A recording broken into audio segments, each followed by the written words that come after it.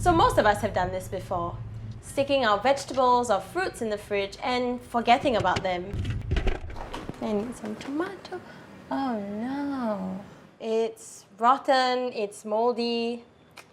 Oh well. I call it the instant noodle city lifestyle. If we need something, it's very convenient. We can use smartphone, we can go downstairs, there's always convenience store. Food becomes a lifeless thing that is being put on the shelf. The moment we kind of productize food, it's the start of the broken relationship. That broken relationship leads to all this. Literal mountains of food waste. Out of every 3 tons of food that is produced for human consumption, 1 ton never makes it to our stomachs. In cities like Hong Kong and Singapore, more than half of food waste happens at the retail and consumer stage. Oh, it's a new shoot from my old kangkong. Never thought I would be someone who grew stuff because I just never had interest in it, very honestly speaking. Look at how huge they've grown. Honestly, I think I put in more effort growing kangkong and bok choy than I did with A-levels. Would we be less careless if we learned to rebuild our relationship with food? I mean, it's fun, right? It helps me de-stress and it's quite rewarding to see the fruits of your labor actually kind of grow. Is one answer to be found in the city itself?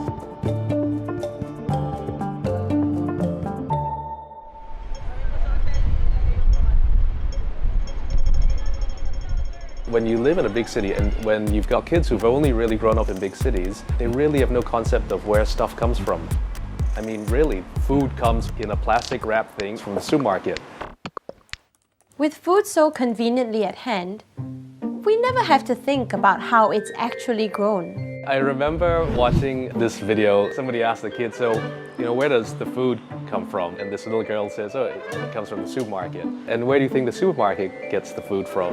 I think they get it from the shop. Well, where do you think the shop gets it from? I think they get it from the supermarket. Generational amnesia is that younger generations are now completely oblivious of what life was perhaps 20 years before they were born.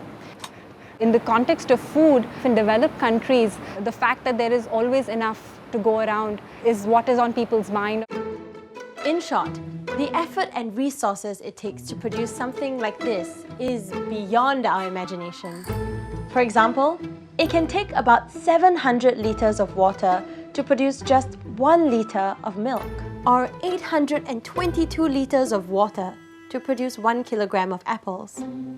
But when we see a bruise on our apple, one time I was with my boyfriend at the supermarket. I dropped this apple onto the floor and there was a dent and it started to brown. And he was like, spoil already, don't buy already. But maybe there's a way to open people's eyes. I think the idea for us when we first started out was to make farming very commonplace. I think the solution that I could see was to bring the farms into the city rather than bringing the people into the farms out there. These employees of a real estate company are learning to grow food right on the rooftop of their office building. What was once an idle space is now an edible paradise with eggplants, blue pea flowers, chillies, and more. You are connected to food on a daily basis in proximity to where you live, where you work, and where you play. By helping organizations to design and run their own urban farms, Rooftop Republic hopes to expose more city folks to the basics of food production. 如果我哋平時諗起去做一個有機耕種啦，我哋就會諗到去好遠嘅地方先可以有得做啦。咁我哋好開心就係我哋喺天台，即係搭個 lift 上樓梯已經可以嚟到呢一個天台去做一個有機耕種。There are always reservations. Oh, how do we deal with the loading? Or how do we deal with typhoons? Or how do we deal with accessibility to the rooftop? They're never a stopper. These are all problems that we can very easily solve. And to take it even further, we started the Rooftop Republic Academy last year with the support of DBS Foundation. The Academy offers workshops for beginners and professional vocational courses. Over in Singapore, social enterprise Edible Garden City is on a similar urban mission. So we're actually right on top of the shopping mall. We grow all these fruits, vegetables and herbs for restaurants. We tend to focus on these type of plants that grow well in like this sunny, humid environment. The social enterprise has been helping schools, malls and office buildings set up farms over the past 8 years. We want to shift mindsets to look into productive landscapes. So instead of growing an ornamental tree, could we be growing a food-producing tree? A lot of people don't realize you can eat, and that I think is very tasty, is basil flowers. We want people to experience the entire process of growing their own food, how hard it is. Actually, very exciting. We'll have to wait for a very long time for it to slowly grow from a small little plant. It's a pity that not many people actually realize how much effort comes into food that we eat every day. But wait, does seeing and growing our own food really make us appreciate our food better? We're going to the balcony. This is my urban farming plot. It's a little balcony outside my brother's room. My name is Amanda. I started growing my own food, bok choy and kangkong in September 2020, so just a couple of months ago. I'm Gerald. Been growing stuff for maybe over a decade. So it's really convenient because our vegetables are literally right outside the kitchen. So we can get the vegetables from there and it goes straight to the stove here. In Singapore, there's a growing movement of home growers, going by all these groups popping up. Everyone from beginners to advanced gardeners, even in very small flats. These are the bok choys. Instead of just hearing about it, I wanted to engage with the process of growing so that I could really understand what it means to produce my own food. But the first few attempts weren't so smooth for Amanda. It's a lot harder than it seems. Every single morning I would wake up and like, why are you not sprouting yet? You should be germinating in 3 days. Like, why are you not doing that? And after all that waiting, her seedlings turned out limp. I got very anxious. I was like, oh my god, I cannot fail. Then finally, They're standing again. Going through all of that made me realize how much effort goes into see your plant grow from, I mean literally just like this small dot, and then it grows into something that can feed you. I'm just a bit like, wow. It's time to do some harvest. I feel like when I was younger, I didn't eat a lot of like stems. But now I'm like, you know what? I appreciate what I'm eating and therefore I'll just eat the bulk of it. Out here we've got Cathay lime, a starfruit tree. This is jiku. We're on our air conditioner space as well. So we've got kangkong here. Those are little seedlings of kailan. with his own vegetables, fruits and herbs within reach, Gerald and his family buy less at the supermarket now. You understand that actually food gets grown in a certain way. It needs to go through a whole bunch of stuff before it gets to your plate. So we'll actually think about, okay, well, what are the meals that we're going to cook in the next 2 or 3 days? And what do we need to make those meals? And then we'll just buy those things. In fact, since growing their own food, Amanda and Gerald have become hyper-conscious about every little bit of waste they're generating at home. These are food scraps, vegetable and fruit peels from about 2 to 3 weeks ago accumulated. So now I'm going to feed this to my worms. Yup, worms. And Amanda's got about 100 of them to help eat up her food scraps, and I'm going to be harvesting my vermicompost, basically worm poop. Ooh. It's basically fertilizer lor. So instead of buying fertilizer, just use whatever I have at home. I think all it worm juice, yeah. I think it was only when I started growing, when I started to be like, you know what? I need the food to be channeled somewhere if I'm going to waste it. I mean, more recently we've also thought about food waste as your vegetables, you cut the ends off, right? And that's food as well. Well, we just threw it out. After a couple of days, that fills up completely, and then we'll empty that out at the back where we've got the compost bin. It becomes fertilizer for the next thing that I want to grow. still, not everybody gets to grow their own food at home.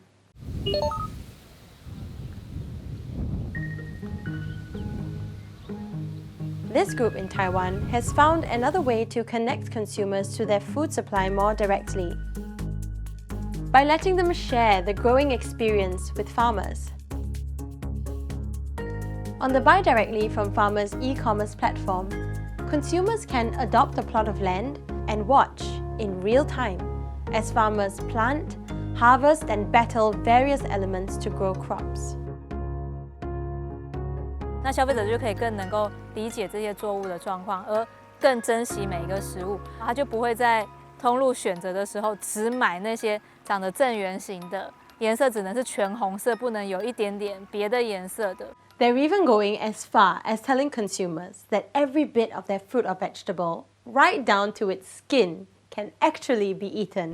火龙果的果皮、玉米须，它其实也可以炒蛋，而且很好吃。你好好的利用这些从田里面花了不知道好几个月、一年长出来的食物，你就会减少了很多的食物浪费。那当我们推出这个特别的食物箱计划的时候，新展银行的伙伴他们就很支持，他们就来买了。Back in the city, urban farming is not just rebuilding our relationship with food, it's also rediscovering something else. This is the money chai. It used to be a lot more commonly found. Long neglected native species and other edible plants that do well in our tropical climate. And it tastes like super amazing.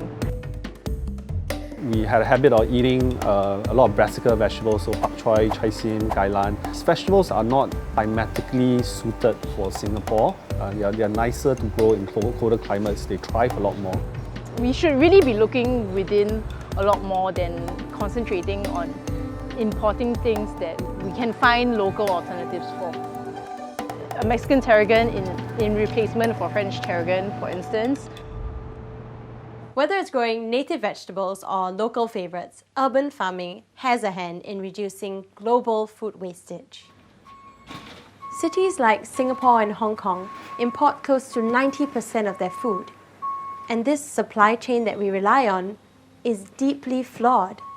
In the global food system, food loss and food waste happens at every step of the way, from the fields, from production, to distribution, to storage.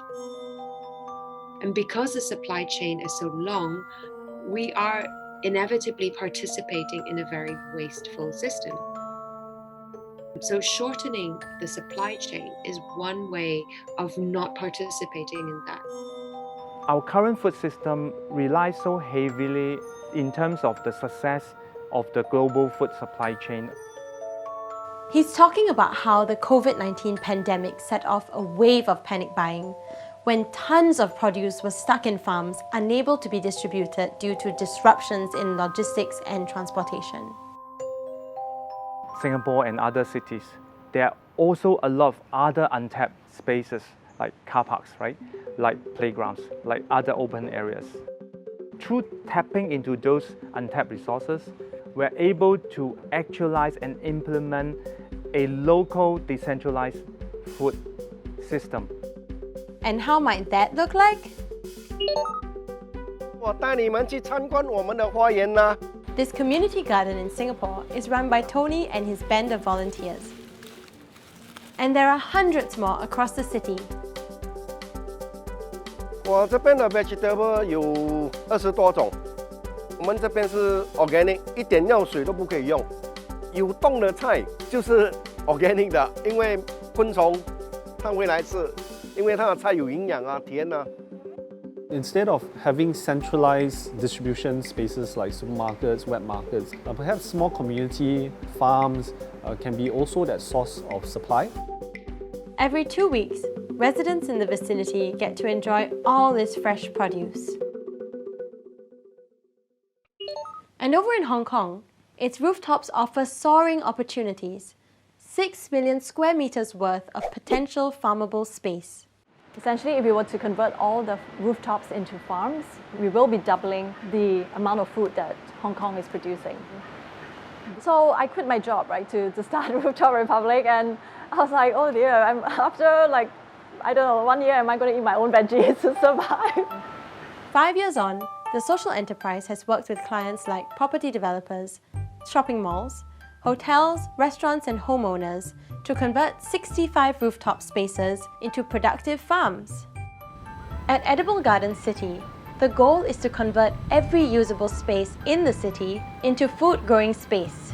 What we want to do is to build capacity within local people, local spaces, ensure the infrastructure is there, the knowledge is there. You see climbers like these, like the cucumber vine, right? You see. And the excitement is there, so that when there is a time of need, everyone can go out and participate in that process. Quite a lot, Lee. Urban farming has a lot of potential, but it will take some time to unlock it. When I see my next door neighbor having this little kitchen garden in their small balcony, I also get encouraged to maybe try putting 1 or 2 pots in my windowsill as well. And if you'd like to give home growing a shot, here's some advice from Amanda and Gerald. Start with something simple, like it doesn't cost much. You can't feel a kangkong. If you feel a kangkong, I'm sorry. I'm just kidding. This is a 100+ container. You don't need a lot of space and you don't even really need a pot. So it was pretty easy. It's literally putting soil into a box, sowing the seeds in there and watering it. It probably takes 10 minutes to set up and then a couple of minutes a day watering it again. Food wastage, and it can be a little bit overwhelming and you're kind of thinking, well, okay, that's so big and it's so far away, what can I do about it? Here's today's harvest. You can grow your own vegetables at home. And it's quite rewarding to see the fruits of your labor actually kind of grow. Don't forget to check out our other episodes in this series on global food wastage, why we throw out so much edible food, and why so much waste is created in our food supply chains.